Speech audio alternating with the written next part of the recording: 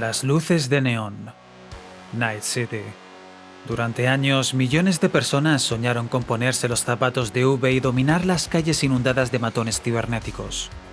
La realidad, en cambio, nos golpeó en la cara un 10 de diciembre al sumergirnos por primera vez en Cyberpunk 2077. Bugs que rompían el juego, una inmersión que distaba mucho de lo que buscaba la gente en un juego de rol y demás decisiones desafortunadas empañaron la imagen de una ciudad que se había convertido en la apoteosis de la ciencia ficción en el mundo de los videojuegos. CD Projekt Red firmó cheques de hype que luego no pudo pagar. La decepción fue histórica. Y aún así, Night City pasó a ser un lugar idílico para los que lograron hacer de tripas corazón. El trabajo creativo de CD Projekt Red se hizo un hueco en el corazón de muchos jugadores. No es de extrañar, por tanto, que los ojos de estos hicieran chiribitas con una adaptación animada del mundo que aprendieron a amar. Después de todo, Cyberpunk Edgerunners es el monumento construido con los ladrillos dorados de un palacio que cayó por su propio peso. ¿Pero es oro todo lo que reluce? ¿Merece de verdad esta serie la abrumadora recepción que tuvo o hay una perspectiva diferente detrás de todo esto? Me llamo Carlos, me llaman Nadie y esto es la verdad de Cyberpunk Edgerunners. Y como por algún lado hay que empezar, ¿por qué no por la parte que más inspira al Cyberpunk? Esto que estáis escuchando ahora mismo se llama Synthwave. Los espectadores más rodados lo reconoceréis al instante, pues está inspirado directamente por la estética que crearon autores como John Carpenter, Tangerine Dream o Vangelis durante los años 80 en la música electrónica. ¿Sabéis también qué surgió en los años 80? El género cyberpunk. El synthwave está intrínsecamente conectado con el retrofuturismo, hasta el punto de ser una interpretación musical de esta. Es un homenaje al recuerdo, una oda al pasado, que veía en el futuro un lugar sin límites ni tapujos. Futuros que, hoy en día, somos incapaces de separar de la estanqueidad. Es por eso que cerramos los ojos. Es más fácil volver atrás. Es imposible separar el cyberpunk de estos ritmos sintéticos, pues fueron creados directamente para representarlo. En un mundo en el que la carne se sustituye por el metal, donde las fronteras entre realidad y ciberespacio se fusionan, donde tu vida deja de ser tuya para ser un producto, un servicio. En un mundo frío donde el dinero vale más que la vida, una banda sonora inhumana, sintética, es quizás la única respuesta apta. Después de todo, en eso consiste el cyberpunk, ¿verdad? ¿Es el cyberpunk su estética oscura y llena de neones? ¿Su multiculturalidad? ¿Los gigantescos edificios? ¿La perpetua noche donde todo pelea por tener luz propia? ¿Qué es el cyberpunk? Definir cuándo nació el cyberpunk es algo extremadamente complicado de concretar, y seguramente no exista una sola respuesta correcta a sus orígenes, como comprenderéis en breves. Pero quizás los primeros pasos los encontremos en el pulp.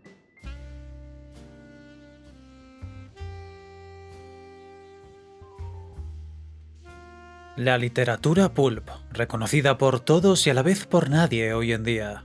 Lo más probable es que conozcáis esta estética narrativa por sus referencias en otros shows. I can be very, very persuasive. La literatura pulp fue en su día uno de los mayores hervideros creativos de la literatura norteamericana.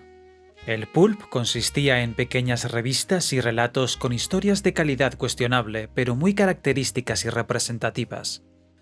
Es la versión, salvando las distancias, del isekai de Japón, pero 100 años antes. Afortunadamente, el abono mental americano resultó bastante mejor que el actual vertedero literario llamado isekai. Por un lado, abriendo paso para que se desarrollara libremente la ciencia ficción, y por otro, dar a luz, como contraposición a las aventuras detectivescas, a la literatura hardboiled.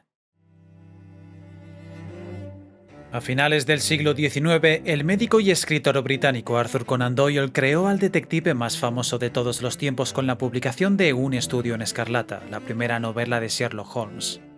El impacto cultural del trabajo de este hombre fue tal que inspiró a toda una generación de escritores que, 30 años más tarde, protagonizarían la edad dorada de la ficción detectivesca. Las británicas Agatha Christie, Sayers, Alickman y Morse, también llamadas las reinas del crimen, ayudaron a asentar las bases narrativas del género de detectives con su extensa obra y numerosas adaptaciones a la gran pantalla.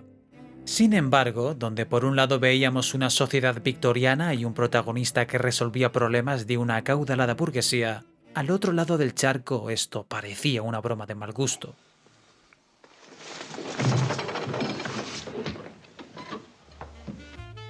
Y así, la ficción hard-boiled puso al detective que todos conocíamos en una sociedad institucionalizadamente corrupta. Rhys Williams, representante máximo del estereotipo hard-boiled, protagonizaba historias caracterizadas por su extrema violencia, asesinatos truculentos y contenido erótico con sexo explícito. Nos ponía en las botas de lo que años más tarde denominaríamos un antihéroe. No obstante, este tipo de protagonistas aún no se lograba separar del detective clásico. El protagonista puede que fuera un oficial repudiado, acompañado por la violencia, y su escena final podría tener cadáveres humeantes acribillados por la pistola del detective. Pero el protagonista siempre tenía una razón moral respaldando sus actos.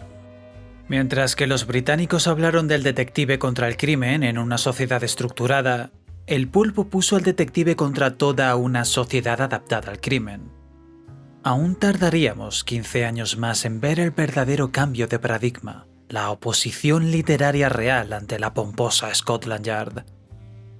El final evolutivo del hard-boiled. El día en que nació la novela negra, la justicia murió y pasó a llamarse un ajuste de cuentas.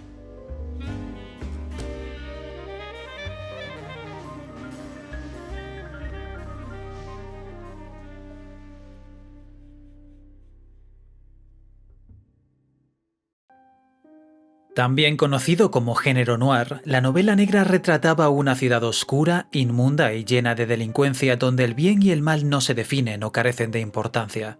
The police have got to have a victim, somebody they can pin those 3 murders on. 3, but it is only 2 because Thursby certainly killed your partner. All right, only 2 then. What difference does it make? Los protagonistas pasan a ser personas de a pie, pero con desequilibrios mentales que les llevaban a un camino de autodestrucción, violencia y sociopatía. Pasamos a protagonistas que bien eran víctimas, sospechosos o autores de un crimen. Listen, I'm no cop now, I'm a husband. What did you do with her? Where's my wife? Los relatos negros son, en definitiva, historias existencialmente pesimistas y nihilistas, conducidas por personas a las que emociones como la avaricia, los celos y la lujuria les empujaban a una caída en espiral conforme sus planes empezaban a salir mal. Cada paso, cada acción, solo atrapaba más y más al personaje en una telaraña de la que nunca podría llegar a escapar. Y una vez los hilos cedieran, solo un abismo sin fondo estaría para recibirles.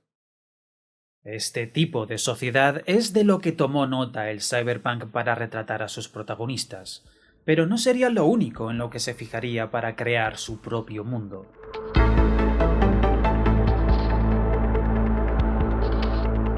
Blade Runner es considerada una de las películas más importantes de la historia del cine, por la enorme influencia que tuvo en toda la cultura occidental de finales del siglo XX. ¿Cómo será que, parafraseándome hace unos minutos, el synthwave está inspirado directamente por la estética que crearon autores como John Carpenter, Tangerine Dream o Vangelis durante los años 80 en la música electrónica? Blade Runner se estrenó en el año 1982. ¿Y quién fue el compositor de su banda sonora? Vangelis. ¿Las imágenes que visteis de fondo antes? De Blade Runner. Blade Runner no es la primera obra cyberpunk de la historia. Tampoco lo es la novela original de la que se adaptó, Sueñan los androides con ovejas eléctricas. Aún así, quiero hablar de Blade Runner como uno de los padres del género cyberpunk, porque esta película es la representación perfecta del concepto. Edificios que envuelven un cielo gris al que la luz del día es incapaz de vencer. Las calles oscuras e insalubres, llenos de molidos viandantes ensombrecidos por los coches voladores que usan los de más arriba. La multiculturalidad, última trinchera de una decadente sociedad que busca desesperada un sitio al que pertenecer en un mundo que solo valora el dinero de tu bolsillo. Caracteres asiáticos bañados en luces de neón, siempre encendidos, y siempre iluminando una extrema sobrepoblación sin hueco para respirar. Y cuando alzas la cabeza para buscar el cobijo de los rayos del sol, la impasible mirada de una geisha en un comercial. El amanecer pertenece solo a la cima de los rascacielos, lejos de la niebla de contaminación de la ciudad, donde solo los más privilegiados pueden disfrutar de ella. Este es el inconfundible futuro distópico que da forma al cyberpunk imaginado hace ya 40 largos años. Muchos ven a Hong Kong directamente en esta representación de Los Ángeles, y no les falta razón. Lo que hace unos años parecía distópico, ahora es una realidad tangible de nuestra mundana vida.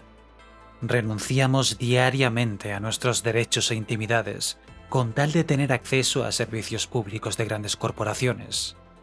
Nosotros somos el producto. Es en esta ciudad donde Philip K. Dick relató la historia de Rick Deckard, una actualización conceptual del detective privado renombrado en este mundo como Blade Runner, cazarrecompensas. La opresiva ciudad de Los Ángeles no era más que una renovación de las calles detalladas clásicamente en el género noir. La verdadera forma de Blade Runner es la de una novela policial con tintes futuristas.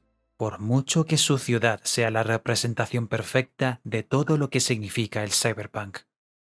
Lo cual nos abre otra pregunta. ¿Qué significa el cyberpunk? Para saber qué es un cyberpunk, solo tenemos que fijarnos en Pilar. Esto, damas y caballeros, es la definición de un cyberpunk. Un cibermacarra que podríamos denominar en español. ¿Y por qué este diseño? Bueno, porque esto es un punk. Los más jóvenes no tenéis ni idea de qué es la cultura punk, pero solo sabed que el punk es una de las vertientes musicales más importantes de los últimos 50 años y que dio lugar a muchas vertientes, originados por la filosofía que entrañaba al punk. Hablaremos de esto más tarde. Si bien dije que Blade Runner era la imagen sobre la que se asentaba el cyberpunk, uno de sus padres, el hombre que lo parió y dio forma fue William Gibson, con la primera obra oficial cyberpunk Neuromante. Y la mayoría de vosotros ni siquiera os imagináis lo increíblemente importante que fue esta obra a nivel mundial. Este es Henry Dorset Case, el protagonista antihéroe de Neuromante. Un delincuente drogadicto con tendencias suicidas que acaba lisiado después de que su jefe le pillara robando. Pero lo más importante es que Case es un cibervaquero, un pirata informático del ciberespacio. Sí, habéis oído bien. Ciberespacio. Este hombre, William Gibson, inventó el término ciberespacio. A ver cómo os lo digo para que sepáis lo que significa, porque la mayoría de vosotros espectadores que veis este canal directamente no habéis vivido lo que es un mundo sin internet. La red informática mundial, también conocida como World Wide Web, y la manera a través de la cual me estáis viendo ahora mismo el careto, fue oficialmente inventada en el 1989. 5 años después de que se publicara Neuromante. Este hombre ya estaba hablando de Internet antes de que siquiera existiera. Y aún hay gente que se pregunta si fue Neuromante lo que nos trajo de hecho Internet. Esta es la razón por la que el mundo virtual se convirtiera en señal inequívoca del cyberpunk, hasta el punto de ser inseparable de ella. Si bien es cierto que la normalización de Internet desfavorece este concepto, no hace lo mismo con su ímpetu rompedor. ¿Sabéis? La palabra cyberpunk es muy precisa cuando define este género. No solo detalla al que sería su primer protagonista, también referencia el movimiento cultural en el que se inspira, el punk. Concretamente, su filosofía. Pasamos de ser un cibermacarra a un cibertransgresor. Too many teardrops En una época en la que toda la música estaba estancada en los mismos ciclos, en la que la cultura estaba fuertemente limitada a un estándar, un grupo de jóvenes tiró la mesa al suelo para decir, no nos representan. All you need is one guy or girl to stand up and say, fuck this. And everyone goes, voice of a generation, thank you. I've been thinking that. I never had the guts to stand up and say it. And all of a sudden, fuck this has a backbeat. Say what you mean what you say, put a beat to it. Go. La cultura punk es, por definición, un movimiento contracultural, una forma de criticar lo establecido, lo que se da por sentado el movimiento de masas y ponerlo boca abajo. Lou Reed and his crew making this atonal music coming from art and heroin and death in the middle of like feel good, that's punk rock. El cyberpunk, por lo tanto, también existe para transgredir lo que es cyber. Yo creo que la grandeza del cyberpunk no reside en su estética, sino en su ímpetu por reprochar el propio uso de lo cibernético, de cuestionar la relación entre la humanidad y la tecnología, en explorar las consecuencias de renunciar a parte de lo que somos en pos de actualizar y mejorar nuestra vida. Por eso en muchas obras los implantes acaban volviendo locos a sus usuarios, porque la tecnología es inhumana. En películas como Matrix, el ciberespacio ya no es un sitio en el que te hackees. El ciberespacio es tan indistinguible de la realidad que toda la raza humana existimos en ella sin saber que somos corderos en un matadero propiedad de una tecnología que hace mucho que superó a su creadora. No verás neones, pero Matrix es cyberpunk.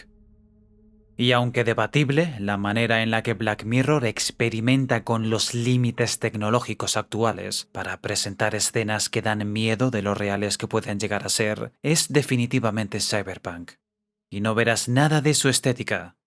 ¡Oh, Dios mío! ¡Qué introducción más larga! Pero necesaria para poder contestar la pregunta principal. ¿Cómo adapta Cyberpunk Edge Runners todo lo que significa el cyberpunk? Francamente, muy bien. Vale, a partir de aquí vienen spoilers. Tenéis marcados en los títulos de los segmentos cuáles de ellos contienen spoilers, así que estáos atentos si aún queréis ver la serie por primera vez.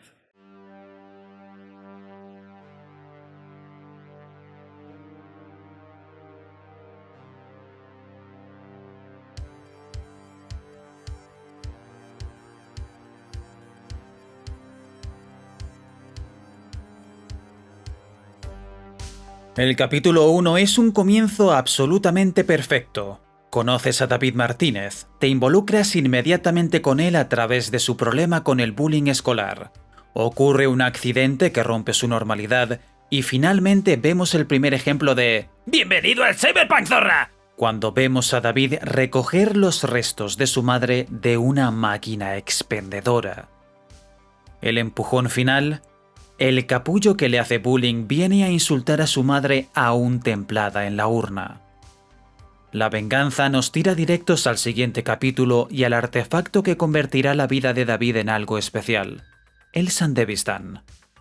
Y ahora viene lo importante, porque una vez logras que tu espectador muerda el anzuelo, tienes que dar el tirón para ganarte su corazón. ¿Y cómo logra hacer esto Cyberpunk Edge Runners? Con su dirección artística.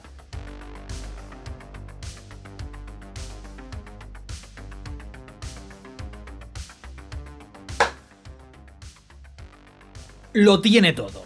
El mejor piropo que puede llevarse nunca una adaptación es convertirse en una extensión de la obra original, y Cyberpunk Edge Runners es justo eso. Si habías jugado al videojuego original, ya estás vendido.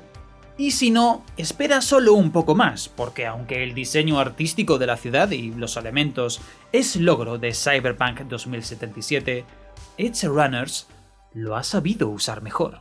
Pero antes, tengo que hablar de una cosa porque si no voy a explotar. Vale, es muy raro encontrarse doblajes buenos en una serie de animación, pero aún más raro es que el mejor doblaje que tenga una serie sea el inglés. Con esto no estoy diciendo que el doblaje en el resto de idiomas no tenga mérito, pero lo digo en serio, el doblaje en inglés de Edge Runners es impresionante, hasta el punto de dejar en evidencia al japonés, que es el original. Como por ejemplo el actor de Maine. Es el mejor de todas las versiones, dándole una textura tosca, fría y barriobajera al personaje. My name's David. Quest. Let's get right down to biz, kid. Slot the shard. Por no mencionar a la actriz de Rebecca, que bueno, es una elección e interpretación perfecta. David, you're fucking adorable. And now here comes the big guy! Be seeing you around then. Bye-bye. A la manera en la que Giancarlo Esposito dio vida a Faraday, que es impagable. I do not pay you to think. I pay you to check the boxes off my list. Y Matt Mercer, que aunque breve en su trabajo con Falco, las imágenes que tengo de Magri hacen una perfecta simbiosis. Thank you kindly. Pero sobre todo, el hito que pone este doblaje por encima del resto es la multiculturalidad. Lo hemos mencionado antes. El cyberpunk incluye las tribus sociales como parte inherente de lo que te hace único en la gran ciudad. Lo que te distingue de un mundo que no da ni un duro por ti. También uno de los puntos por los que se reveló el punk. Necesito oír los acentos latinos. You're breaking my heart, mijo. Los acentos afroamericanos. Listen, Chum, this kid got an implant on him that'll fetch at least a couple K. Los acentos japoneses. Do you have any idea who I am? Y no vamos a mentir, los japoneses son completamente incapaces de poner acentos. Tan solo por eso, el mejor audio con el que disfrutar esta serie es en inglés. Dicho lo cual, ser traductor para Netflix tiene que ser lo más parecido que hay hoy en día a remar en galeras. ¡Dios santo, los subtítulos en español no se parecen en nada a lo que dice el personaje! Yesterday. What the fuck? Quiero decir, no son malos como para no poder seguir la trama, pero madre del amor hermoso, qué triste es toda la sutileza y los detalles del guión que se pierden en las palabras. David, buddy. Man, you look like shit. Thanks a lot.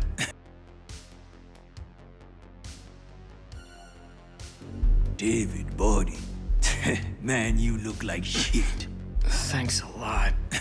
Y estoy bastante seguro de que no es por la culpa de los traductores, sino del paupérrimo tiempo que les deben de dar para poder sacar los subtítulos adelante. Porque esa es otra. Cualquiera diría que lo que a ellos les llega es la traducción de una traducción, y no el guión con el que trabajan los actores de doblaje. Well, guess we'll see if last time wasn't just beginner's luck. What do you mean by that? Nothing personal. We'll find out soon if you're the shit or just another shit stain. Y ya que hablamos del audio, ¿qué tal la banda sonora? Bueno, yo no soy muy fan. A ver, no digo que la banda sonora sea mala, nada más lejos, pero mi percepción de cómo tiene que sonar el cyberpunk es esta, o esta.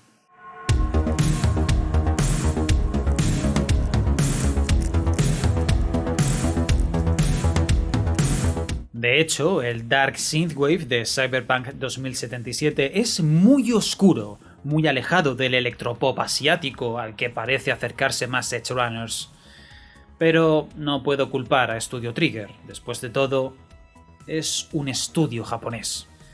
Y en Japón solo existe la música pop, ni siquiera el indie que tienen deja de sonar a pop. Su industria musical se centra tanto en las pop idols que hasta hay una especie de liga competitiva autóctona. No es que esto sea malo, de por sí, pero es algo que se deja entrever en Edge Runners. Aún así, y muy a mi pesar, dado que soy un amante del synthwave, prefiero ver el cambio de paradigma como una innovación, porque el resultado es incuestionable. Han sabido encontrar un talento internacional brutal, y no encontrarás un uso más idóneo de las canciones originales que el que encuentras aquí. No soy partícipe, no lo defiendo, pero el resultado no es discutible. Hace lo más importante que tiene que hacer una banda sonora, meterte en el estado de ánimo que encaja con la escena, armonizar con lo visual y, si el compositor se atreve, enaltecer los sentimientos en los momentos apropiados. No os pienso demostrar esto, pero os aseguro al 100% que, de no ser por esta canción, el romance en esta serie no hubiera funcionado. I Really Want to Stay at Your House de Rosa Walton es un puñetero acierto y ya está. Porque lo que es el guión... mejor lo dejamos para luego.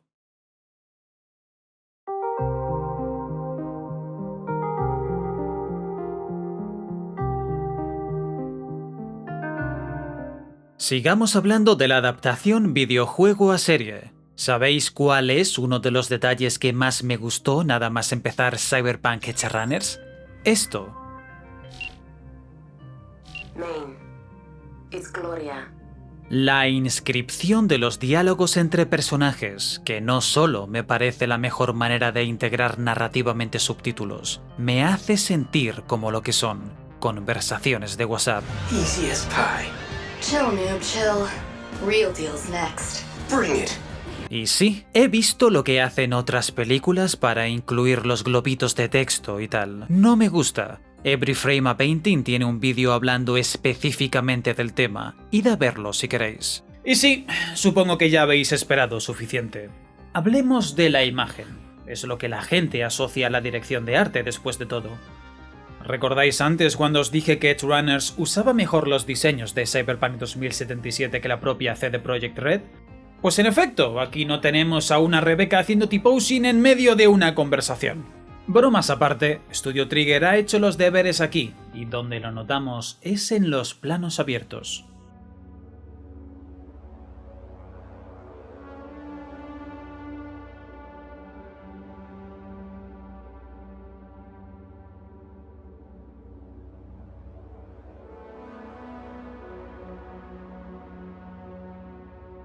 El cyberpunk resalta como distopía por ser una sociedad que es indiferente al individuo.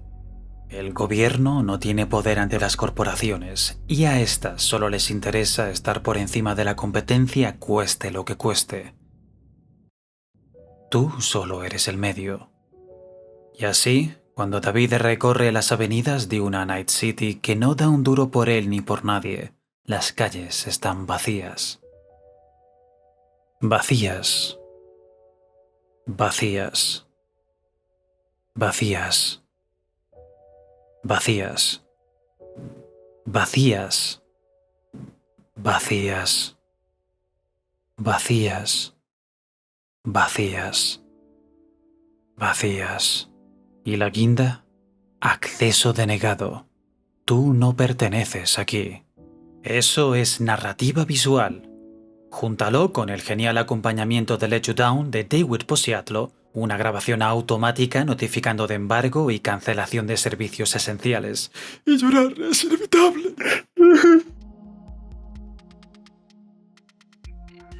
Vale, más cosas que me gustan de la dirección artística. ¿Cómo le das impacto suficiente a una frase para romper la narrativa sin que te saque de ella? You fell over the edge, punk. Este texto, interrumpiendo la escena, es un recurso que se usa en algunos puntos muy concretos de la serie y por eso funciona tan bien. No te lo esperas, como a la Inquisición española, y está a medio camino entre dos puntos narrativos, por lo que te sirve de transición para la siguiente escena. Es uno de esos detalles que se me quedaron en la mente, aunque quizás esto es lo que vosotros pensasteis cuando dije transición. No nos vamos a meter mucho en ello, pero un punto clave de la trama son los trastornos mentales que algunos personajes sufren tras un uso excesivo de ciberimplantes. Edgerunners logra representar la ciberpsicosis de manera convincente. No diría que perfecta, porque no hay narrativa más allá de los glitches gráficos y ojos rimbombantes, pero al fin y al cabo, la psicosis no deja de ser una disonancia entre lo que percibimos y la realidad.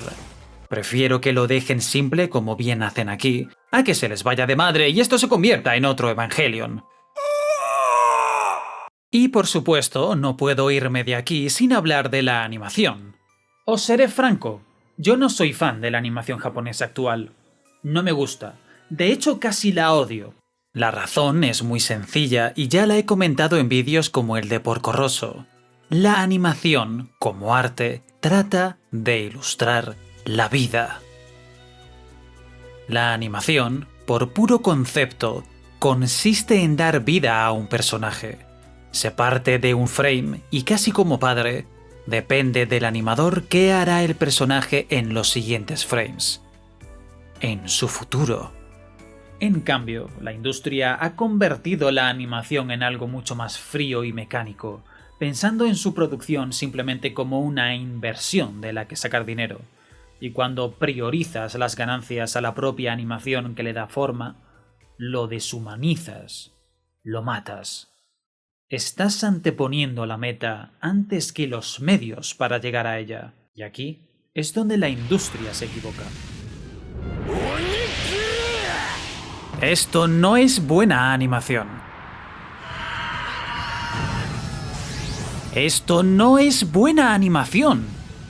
Nada de esto te da una idea correcta de cómo funciona la naturaleza de los personajes que están dibujando. ¿Es impresionante? Sí. ¿Es espectacular? ¡Joder, sí! Pero solo eso. Y ojo, no lo critico por no ser realista, sino por ser inocuo. Esto tiene peligro. Esto parece que lo que tiene es un gran presupuesto. Esto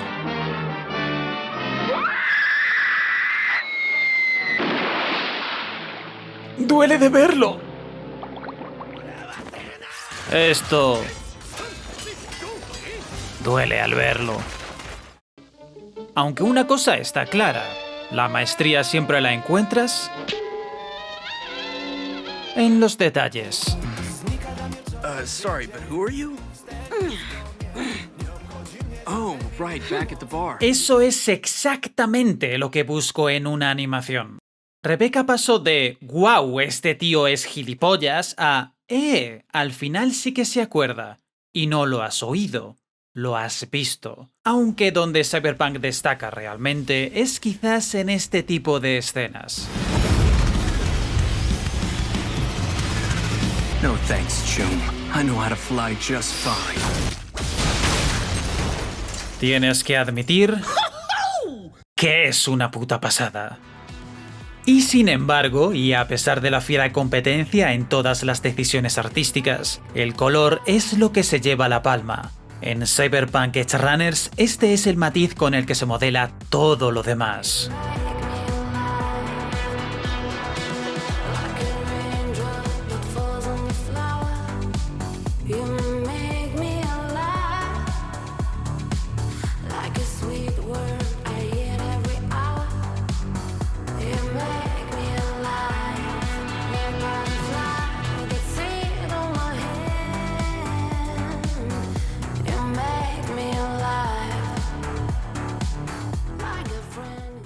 Más que el de los humos supurados por la ciudad, más que el lucido por los punks, más que el de los tonos del pulido cromático, el color más importante del cyberpunk es la luz de neón. No es sencillo trasladar con el pincel un fenómeno físico como es el del neón adquiriendo el estado de plasma. Las luces de neón tienen un efecto tan único e hipnótico que es complicado no sentirse atraído por él. Y aunque es cierto que esta estética imita muy de cerca los atestados carteles comerciales de Hong Kong, en el cyberpunk adquieren un contexto diferente.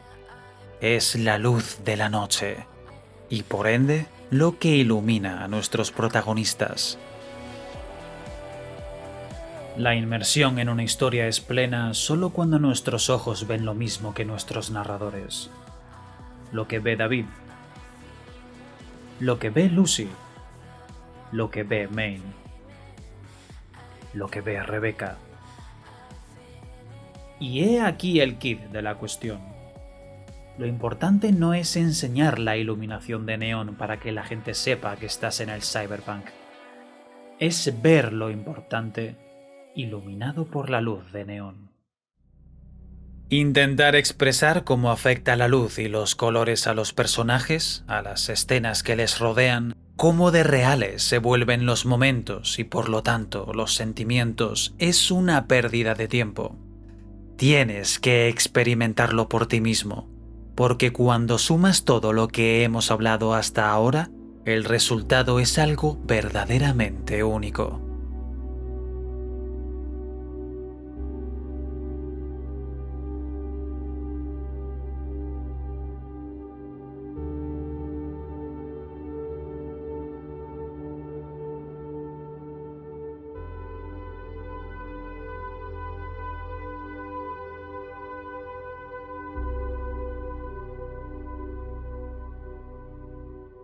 Con esto, os he contado a todas luces, todas las luces de Cyberpunk Edgerunners. Pero como toda gran obra, a más alto es su expresión artística, mayor es la sombra que despiden sus faltas. Es hora de hablar de la parte fea de Edgerunners. Es hora de zambullirnos en la mugre escondida de este Night City. Es hora de ensuciarnos. Es hora de hablar de David Martínez.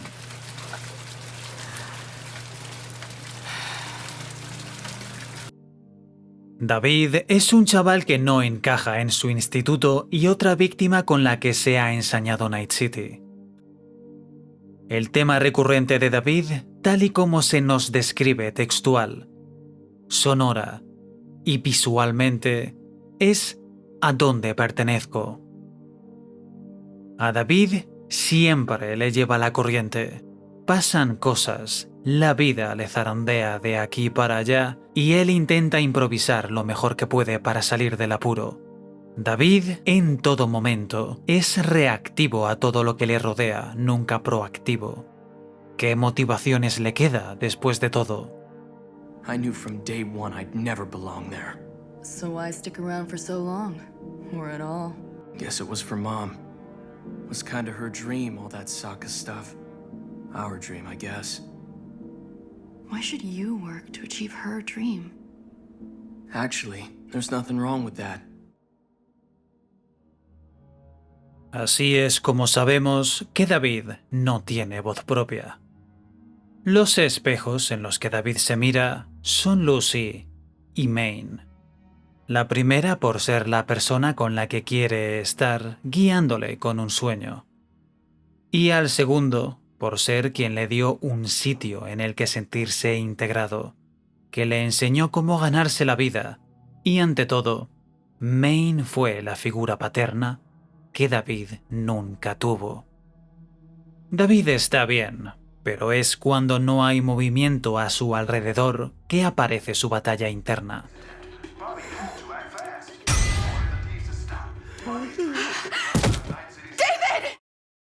De hecho, la primera vez que David toma la iniciativa para él, también simboliza cruzar un umbral que le cambiará como persona.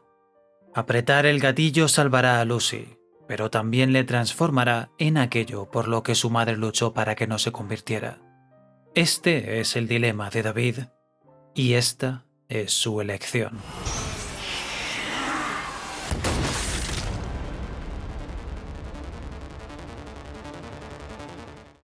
Este es el primer punto en el que David se define a sí mismo. Se define como el tipo de persona capaz de darlo todo con tal de salvarla, con tal de que no vuelva a ocurrir otra vez. Porque puede que él no tenga sueño, o meta, o un lugar, que mientras ella esté bien, todo irá bien. Esta es la nueva motivación de David, y así ¡es como la joden! I was right. It was you. You're David.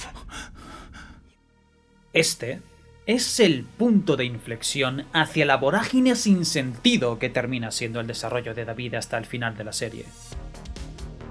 Vale, por ponernos en contexto, el caballero magullado que tenéis aquí es el director de la antigua escuela de David. Un hombre que intentó ponerse en contacto con él en numerosas ocasiones, al descubrir la increíble compatibilidad que tiene David con el Sandevistán. Le cuenta a David cómo le están utilizando, y que los que están detrás de su contrato son los de Militech, la competencia directa de Arasaka. ¡Guau! ¡No me digas! Cualquiera diría que David tiene un trabajo. A lo que David reacciona con un ¡ah! No solo eso, le hace una oferta para que se cambie de bando y le usen como cobaya experimental. Y David... ¡ah! Y todo esto mientras Lucy le va a dar un tabardillo porque está buceando en el cerebro del tío con el que está charlando. David, the fuck is this? Yeah, Lucy's all right. Gracias, Maine. ¿Le das otra? Gracias. Esta escena es tan rotundamente idiota que no hay por dónde pillarla. ¿Un dilema en el que David lo abandona todo y a todos para volver a la escuela? Sí. Y tú me dirás... My son at Arasaka Tower, top floor. I can just see it. You've got this, Dean. You're my son. You have demonstrated unique potential. Arasaka sees in you a valuable asset. Y yo te digo... It's not your dream, though, is it? My dream? You, your mom, you're different people. Why should you work to achieve her dream? Por no decir que 2 capítulos atrás, David cruzó el umbral al despojarse de una vez de la vida que había hecho con su madre para incorporarse oficialmente como Edge Runner. Pero no solo eso, lo hizo por Lucy. La misma Lucy que está teniendo un síncope en el baño mientras David... ¡ah! ¡Pero serás! Esto va más allá de lo estúpido, es ir al completo retraso. You went full retard, man. Never go full retard. Y la cosa no se queda ahí. A partir de la segunda mitad de Edge Runners, el tema recurrente de David deja de ser ¿a dónde pertenezco? Para ser ¿por qué estoy luchando? De cómo David asimila el propósito de otros para llenar el suyo propio. Por lo tanto, y juntando todo lo que hemos visto hasta ahora, la motivación principal de David debería de ser conseguir dinero y mandar a Lucy a la luna, ¿verdad? Y teniendo en cuenta las pistas que la serie nos ha dado del pasado de Lucy, la traca final debería de ser algo como enfrentarse a Arasaka para liberar a Lucy de sus garras, ¿verdad? Y entonces cierras con un final redondo en el que Lucy llega a la luna, que simboliza su libertad, ¿verdad? Del capítulo 6 en adelante, todos los esfuerzos de Cyberpunk Edge Runners se centran en matar a David. Pero antes, hablemos de Maine. Maine es, después del dúo protagonista, el personaje más importante de la serie. Es el chicle que pega a un puñado de maleantes disfuncionales y los hace funcionar, el que organiza los trabajos y, en consecuencia, el líder del grupo. Aunque más importante para David es que Maine es el padre que nunca tuvo. Es con él con el que tiene por primera vez una charla de hombre a hombre. Maine es el que le enseña a conducir, el que le muestra los entresijos del trabajo, el que le da un hogar y, en definitiva, a quien David encuentra como imagen a seguir, para bien o para mal. Para nosotros, en cambio, Maine cae en el sitio de la figura del mentor, un arquetipo tan viejo como la historia escrita, pues viene del personaje mentor de la Odisea. La figura del mentor es un personaje con mayor habilidad y experiencia que el protagonista y el que le forma. Su rol principal es presentarle al héroe una nueva habilidad y o entrenarle para que aprenda a usar las que ya tiene, y así poder pasarle la antorcha una vez su tarea haya finalizado. No solo eso, su muerte se puede usar para antagonizar al villano, creando una motivación personal para que el protagonista acabe con él, y además, probar que el alumno ha superado al maestro una vez derrote al villano.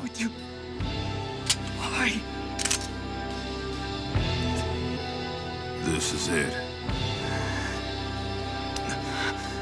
It's the end of the line for me, but not for you. Fast is what you do best, ain't it? Just keep running. David recoge el testigo de Maine. Sigue corriendo. Pero, ¿a dónde? Bien, de primeras, ¿qué tal a liberar a Lucy? A lo largo de la primera mitad de la serie, la narrativa va abriendo poco a poco cuál es el contexto de la heroína. Cómo llega, no mucho antes que David al equipo, y que en realidad es una cyberhacker aún mejor que la chica que la presentó. Su miedo irracional a Arasaka y la razón detrás de que su sueño sea escapar a la luna. Por lo tanto, y siguiendo las migas de pan, lo más natural es pensar que el desenlace de Edge Runners consistirá en romper las cadenas de Lucy. No solo eso, tenemos el dilema de David y cómo su propósito en el mundo lo encuentra cuando conoce a Lucy. La motivación principal de David debe ser cumplir el sueño de Lucy y protegerla, como no pudo proteger a su madre. En cambio, lo que tenemos es...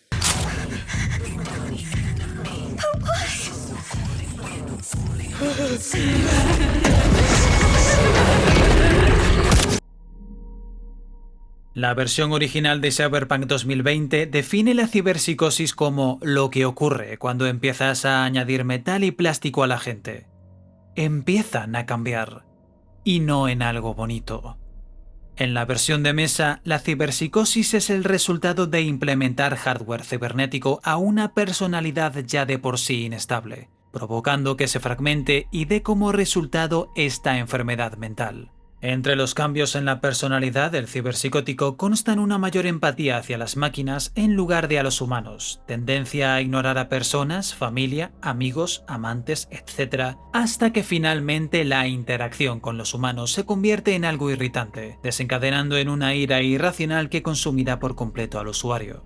En cambio, en Cyberpunk Edge Runners, la ciberpsicosis se acerca más a los rasgos psicopáticos conocidos. Se retrata como una desconexión de la realidad provocada por un nivel excesivo de implantes en el cuerpo. Y es lo que acabó con Maine. Maine es un personaje claramente inspirado en los duros de acción de los años 80.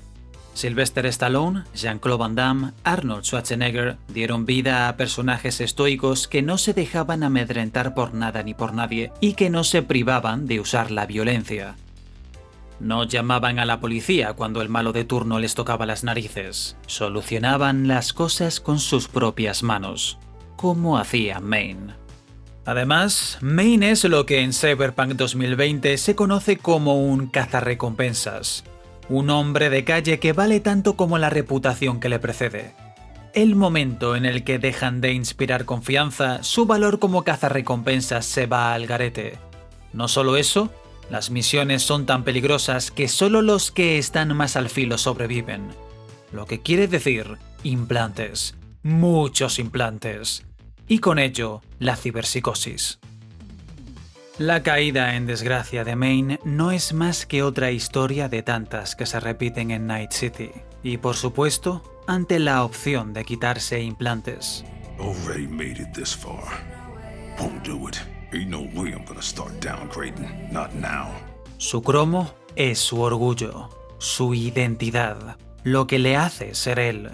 Renegar de ello es renegar de sí mismo y de todo por lo que ha luchado para llegar hasta ahí. Si así es como va a acabar su historia, así sea. It was one hell of a ride. Así muere un cyberpunk. Esta es su decisión. Pero David no debe ser una víctima de sus decisiones. David. You can't do it. Sé libre. Esto es lo que Maine de verdad le dice. Este es el legado de Maine. Legado que David no tardará ni medio capítulo en dejar caer. Si el final del 6º capítulo acaba con la muerte de Maine, el comienzo del capítulo 7 nos abre con otro David.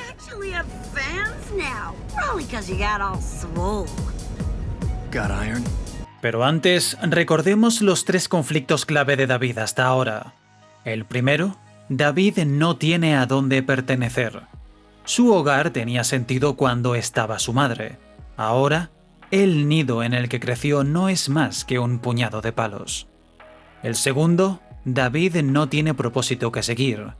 No tiene hacia dónde correr. Tercero, la única razón que encuentra David para seguir adelante es Lucy. Psicológicamente, es dependiente de ella. Resolver estos puntos es lo que se conoce como desarrollo del personaje, y es la marca que muestra el crecimiento de una persona hacia una etapa más madura, con más experiencia. ¿Cómo se resuelve el primer conflicto? Se da por sentado. El capítulo 7 empieza con un David completamente aclimatado al trabajo de cazarrecompensas. No solo eso, ahora se ha convertido en el jefe del equipo.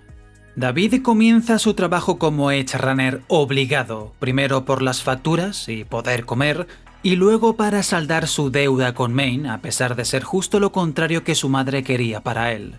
Se acaba aclimatando y se hace un hueco entre sus compañeros, pero una vez Maine desaparece, el equipo se disgrega. Su único enlace real con el edge running sería Lucy, pero hasta Lucy ha dejado el equipo después de la última inmersión. David no tiene razones para seguir el trabajo, sin embargo, no solo continúa, sino que se vuelve cabecilla. Una vez tiene dinero, ¿por qué meterse a edge runner y no a panadero? Quizás por un sentido del deber o de la responsabilidad, o por mera inercia. No vemos realmente ninguna resolución del primer conflicto en pantalla, y por lo tanto, el cambio en David parece inconsecuente. El segundo conflicto sigue directamente al primero, y así lo resuelven. Haven't changed, have you? Still chasing someone else's dream.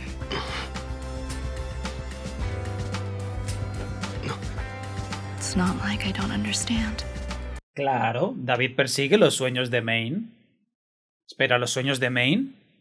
¿Cuál era el sueño de Maine? Fast scratch. She been us. You just gotta slip the keep. ¡No hay sueño! Maine es un tipo duro, una representación a pelo de un estereotipo de personaje de Cyberpunk 2020 con una inspiración directa en el noir. Y por definición, en el género noir no hay sueños, no hay justicia, solo hay locura y una caída en espiral de autodestrucción. Es literalmente el arco de Maine, así que esto... Haven't changed, have you? Still chasing someone else's dream. Son mamadas. Oh, pero es que la cosa no queda ahí. David empieza a tener problemas con los ciberimplantes.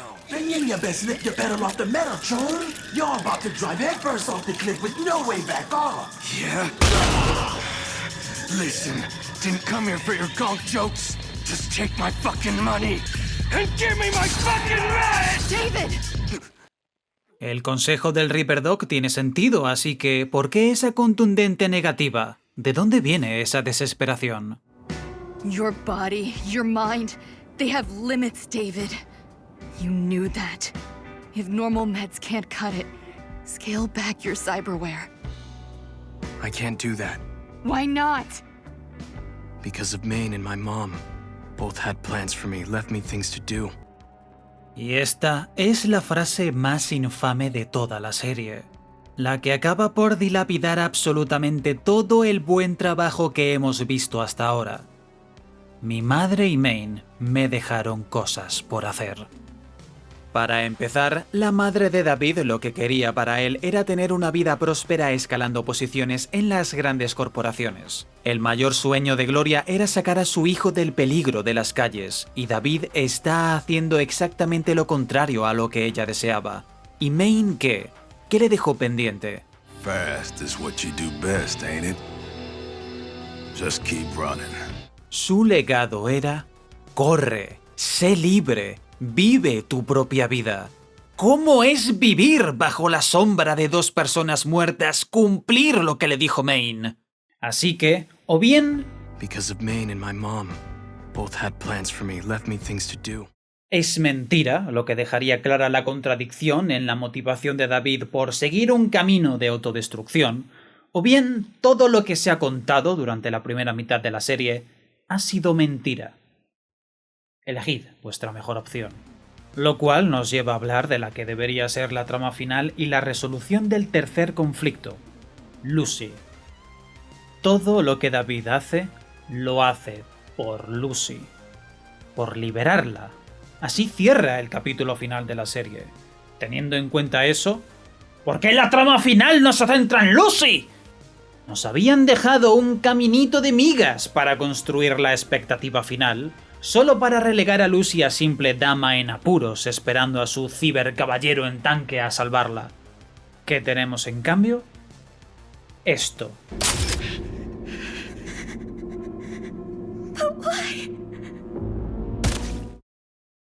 ¿Es esto lo que David entiende por cumplir los asuntos que le dejó su madre? ¿Matar a una madre inocente?